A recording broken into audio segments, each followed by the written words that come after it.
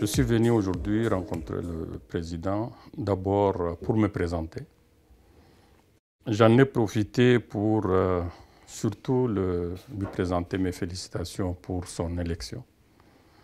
Les féliciter également et l'encourager pour les performances économiques. Pour quelqu'un qui connaît Cotonou, qui a fait un tour pour voir ce qui se passe au niveau de Cotonou, c'est quelque chose d'encourageant et à encourager. Je suis venu également lui dire un peu la façon dont la Covid est en train d'être gérée au Bénin. Là également, c'est quelque chose d'extrêmement important. Nous avons, entre l'équipe pays et le gouvernement du Bénin, initié un programme concernant les cantines scolaires. C'est quelque chose d'encourageant également. J'ai essayé de lui dire la satisfaction des Nations Unies.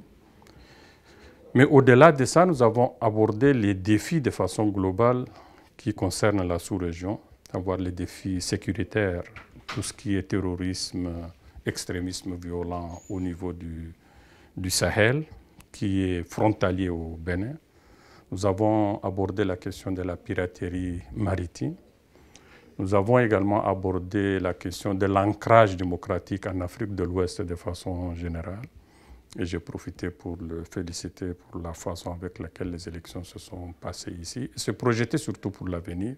Les relations sont très très bonnes entre les Nations Unies et le Bénin.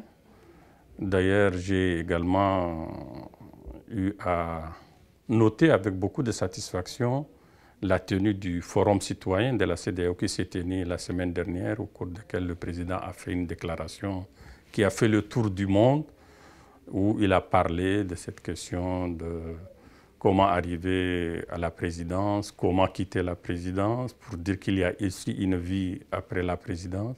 C'est autant de choses en tout cas qui sont encourageantes pour nous, Nations Unies. Nous avons eu vraiment un échange très fructueux et je pars vraiment satisfait de cette audience. C'est la première fois que le nouveau représentant spécial du secrétaire général pour l'Afrique de l'Ouest et le Sahel rencontre le président Patrice Talon dans un entretien. Le président de la République a profité pour présenter notre nouveau visage au représentant spécial, pour parler des réformes que nous conduisons ici, pour parler aussi de nos performances, mais aussi des préoccupations qui sont les siennes en ce qui concerne la sécurité dans la sous-région. C'est une question majeure. Vous savez que le président est porteur d'une initiative que nous devons réactiver, car c'est l'effort des pays de la sous-région, c'est l'effort des pays de l'Afrique de l'Ouest qui doit être le moteur de la riposte, quitte à s'ouvrir ensuite à la contribution de nos